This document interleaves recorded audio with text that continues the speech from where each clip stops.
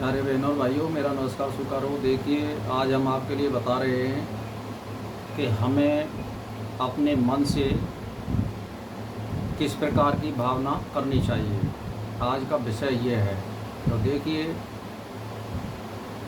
कि ब्रह्म जो है निर्विकल्प, महान, उसका कभी विनाश नहीं होता है। और जो शरीर और जीव से भिन्न है, सदा रहने वाला और अव्यय आनंद स्वरूप और निष्कलंक, वही ब्रह्म मैं हूँ, ऐसी हृदय में भावना करो। और वह ब्रह्म ही एकमात्र सत्य है, सुवर्ण जो के समान निर्विकार, किंतु सबके यानी उसके भिन्न भिन्न आकार बन जाते हैं। जो अज्ञानी इन आकारों को ही रूप, नाम, गुण, जैसे मान के चलिए कि सोने के अनेक तरह के आभूषण बनते हैं, यानी उसमें अंगूठी बनती है, लरवी बनती है या चूड़ियाँ भी बनती हैं। तो ये एक इनके नाम हो गए, लेकिन इनमें मूल तत्व क्या है और इनमें जो एक रस है वो क्या है? वो सोना है।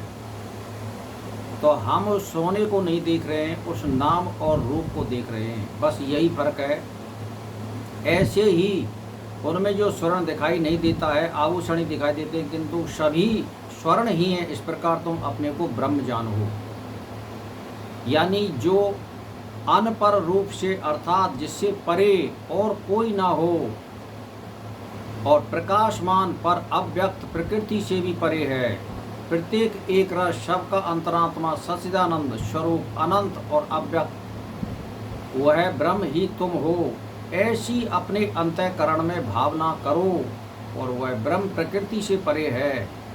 अव्यक्त प्रकृति भी उसी की शक्ति है जो स्वयं प्रकाशमान है, उससे परे कोई भी नहीं है। वह एक रस, सबका अंतरात्मा, तुम वही ब्रह्म हो, ऐसी भावना अपने हृदय में विचार करो और बार बार करो और दोहराते चले जाइए। जब खाते पीते डोलते इसी को विचार में लाइए और मनन करिए, तो एक दिन हमारी आत्मा को या मन में या बुद्धि को निश्चय हो जाएगा, तो हम ब्रह्म ही बन जाएंगे। और ये आत्मा पहले से भी ब्रह्म थी, हम इसको अज्ञानवश भूले हुए हैं। इस पर पापों का पर्दा पड़ा हुआ है। हमें केवल उसको हटाना है, यानी बुद्धि और विवेक से। आत्मा तो पहले भी ऐसी है और आज भी ऐसी है और भविष्य में भी ऐसी रहेगी, केवल हमारे अज्ञान के कारण उस पर पर्दा पड़ा हुआ है। हमें केवल अपने विचार के द्वारा उसको हटाना है। और हमें बार बार यही विचार करना है कि मेरी जो आत्मा है वो ब्रह्म है और कोई दूसरी नहीं है, और वो स्वयं प्रकाशवान है। ऐसी दृढ़ निश्चय से भावना करो, तो एक दिन तुम ब्रह्म ही बन जाओगे। कुल मिला के ये है। तो इसी प्रकार आत्मज्ञान की कई विधियाँ भिन्न भिन्न धर्म ग्रंथों में बताई गई हैं, किंतु वेदांत की अलग ही विधि है। इसमें कोई क्रिया नहीं है, बल्कि विचार करने से ही ब्रह्म ज्ञान हो सकता है। और विधियों को अपनाने से अहंकार बढ़ जाता है, वह विधि ही से भटक जाता है और उसका बंधन बन जाती है। इसीलिए वेदांत में जो विधि बताई है उस पर मनन करके उसी के अनुसार विचार करने से ही ब्रह्म ज्ञान प्राप्त हो जाता है। यानी मनन और विचार से और विवेक से ब्रह्म ज्ञान प्राप्त होता है, ना कि क्रिया योग से।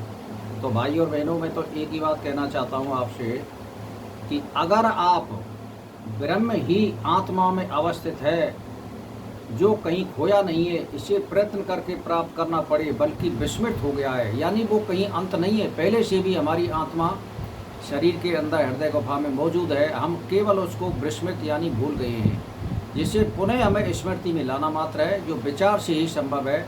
अन्य किसी कर्म कांड से ये प्राप्त नहीं हो सकती है। तत्वबोध की यही एक विधि है और बोध ही पर्याप्त है।